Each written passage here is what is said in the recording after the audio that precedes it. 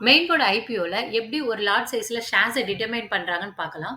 So ஜென்ரலா லாட்ல எவ்வளோ shares இருக்கணுன்றத கம்பெனியும், அந்த கம்பெனியோட அண்டர் ரைட்டரும் டிசைட் பண்றாங்க.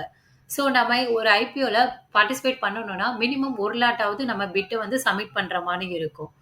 இங்க செபி சஜெஸ்ட் பண்ற ரூல் பார்த்தீங்கன்னா, ஜென்ரலா மெயின் போர்டுல ஒரு லாட்டுக்கு வந்து 14,000 இருந்து 15,000 வரை நமக்கு இன்வெஸ்ட்மென்ட் அமௌண்ட் வந்து தேவைப்படும். இங்க எக்ஸாம்பிள்க்கு வந்து ஒரு லாட்ல 10 ஷேர் இருக்கு.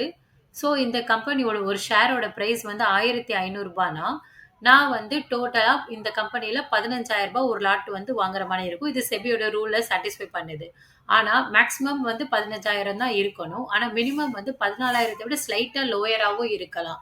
எப்படின்னா, இப்போ 1,500 விட இப்ப ரூ. 1,505 இந்த மாதிரி பிரைஸ் ஒரு ஷேரோட பிரைஸ் வந்து இன்கிரீஸ் ஆனாலும், இந்த மேக்ஸிமம் லிமிட் வந்து எக்ஸீட் ஆயிரும். அதாவது 15,000 தாண்டிரும். அந்த டைம்ல கம்பெனி வந்து ஷேரோட கவுண்ட்ட 10ல இருந்து 9ன்னு கம்மி பண்ணுவாங்க. ஸோ இதனால கம்பெனில நம்ம ஓவராலா இன்வெஸ்ட் பண்ற அமௌண்ட் வந்து 13,500ன்னு இருக்கலாம்.